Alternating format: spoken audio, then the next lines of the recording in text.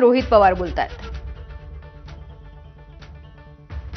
फक्त मुंबईमध्ये वेगळे असं नाही, नाहीतर जल्लोषाचं आहे असं नाही, अख्ख्या देशामध्ये आहे। युवा एकत्र आल्यानंतर काय होतं हे आपण सर्वांनी काल बघितलेलं आहे आणि काल एका दिवसावर आपण बोलून चालणार नाही, अनेक दिवसाचा हा संघर्ष होता आणि सिस्टमच्या विरोधात खऱ्या अर्थाने युवांनी आवाज उठवला आणि त्याला आता विजय मिळालेला आहे।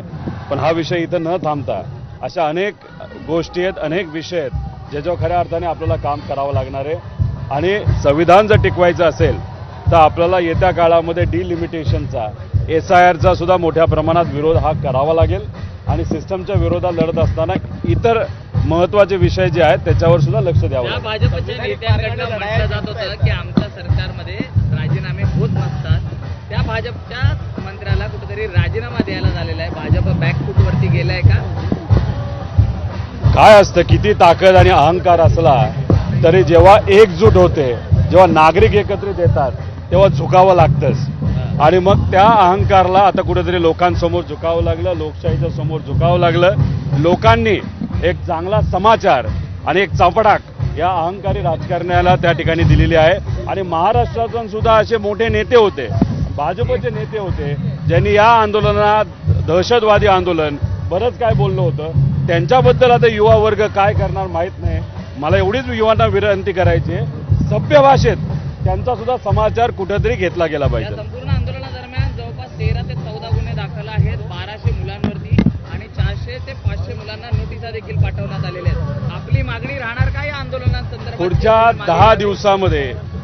10 दिवसामध्ये या युवावरचे सगळे जे काही कारवाई त्याच्यामध्ये केलेल्या आहेत, त्यांच्यावर जे कुठले कलम टाकलेले आहेत, तर महाराष्ट्रामध्ये आणि देशामध्ये सुद्धा, खास करून महाराष्ट्रातला असल्यामुळे मी इथं बोलतो, महाराष्ट्रामध्ये हे गुन्हे जर मागे नाही घेतले पुढच्या 10 दिवसामध्ये तरी मग या महाराष्ट्राच्या सरकारला हे मागत जाईल।